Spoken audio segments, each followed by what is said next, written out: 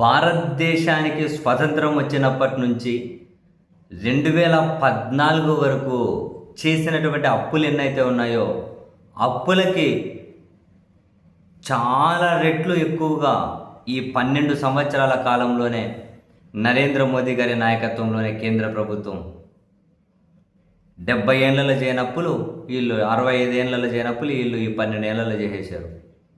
అంతకుమించి double triple అప్పులు చేశారు. జనానికి బహుశా దీని గురించి ఆలోచించే తీరిక, ఓపిక లేదు.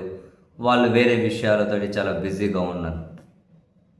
అని ఇంత చేసినా కూడా జనాన్ని బాధడం మాత్రం తగ్గడం లేదు. రకరకాల జిఎస్టీలని, రకరకాల ట్యాక్స్లని ఒళ్ళు అసలు చర్మం వలిచేస్తూ ఉన్నారు. అయినా తనివి తీరినట్లేదు. ఇప్పుడు వీళ్ళు మళ్ళీ జనాన్ని తోమడంలో ఒక కొత్త క్రియేటివ్ థాట్, ఒక కొత్త ఆలోచన చేస్తూ ఉన్నారు. ఏంటి ఆలోచన? ప్రపంచ మార్కెట్లో డేటాను ఎక్కువగా వినియోగించే దేశాలలో భారత్ కూడా ఒకటి. ఒక సంవత్సరానికి యావరేజ్గా 229 మిలియన్ జీబీల డేటా ఉపయోగిస్తారట మన దేశంలో. అందుకు ఇంత డేటా ఉపయోగిస్తారు కదా, దీన్ని మనం ఇంకా క్యాష్ కన్వర్షన్గా ఏ విధంగా చేయొచ్చు అని నరేంద్ర మోదీ గారి ప్రభుత్వం ఆలోచించిందట. ఆలోచించి 1 జీబీకి ₹1 పన్నేద్దాం.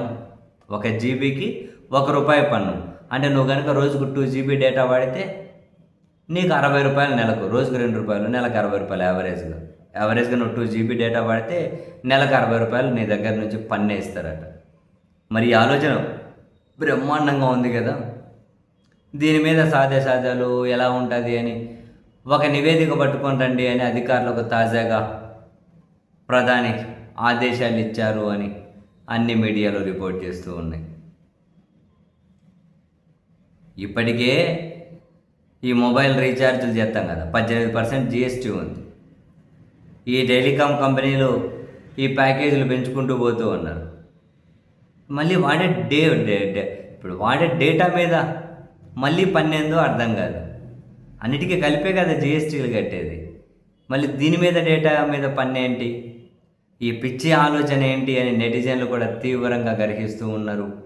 నెట్టింటైతే తీవ్ర వ్యతిరేకత కనిపిస్తూ ఉంది. అయినా కూడా దీని మీద ముందుకు వెళ్ళాలి, సో దట్ సంవత్సరానికి 25,000 కోట్ల రూపాయల వరకు ఖజానాకు ఆదాయం సమకూరుతుంది అని ఈ నిర్ణయంలో ముందుకు వెళ్ళాలి అని మోడీ సర్కార్ భావిస్తూ ఉందట. కానీ ప్రజల నుంచి తీవ్ర వ్యతిరేకత కనిపిస్తూ ఉంది. మరి ఏం చేస్తారో తెలియదు. ఏముంది, ప్రజల నుంచి ఇటువంటి విషయాలు తీవ్ర వ్యతిరేకత కనిపిస్తే ఏవో ఒకటి వస్తాయి కదా, మతమో, దేవుడో, పాకిస్తానో ఎవరో ఒకరు అడ్డు వచ్చేస్తారు కదా. దాన్ని ముందు పెట్టేస్తే మనం ఏ కార్యాలైనా కూడా నెరవేర్చుకుంటూ ముందుకు వెళ్ళచ్చు. లేదంటే అవసరమైతే చైనానో, ఇప్పుడు బంగ్లాదేశ్, ఏదో ఒక దాన్ని వాడేసుకుంటూ ముందుకు వెళ్తే సరిపోతుంది. అయినా జనాలను ఏ విధంగా బుట్టలో పడేసుకోవాలన్నది మోడీ గారు లాంటి వాళ్ళకు తెలియకనా దేశం ఎంత సంకనాగిపోతూ ఉన్నా కూడా అటువంటి వాళ్ళు ఇంకా కొనసాగుతూ ఉండేది. ఎవరీవన్ నోస్, బట్ ఎవరు చేయగలిగింది ఏం లేదు కదా. కానీయండి, డేటా మీద పన్నేయండి, అవసరమైతే ఇంకా క్రియేటివ్గా ఆలోచించండి, ఇంకొంచెం ముందుకెళ్ళి.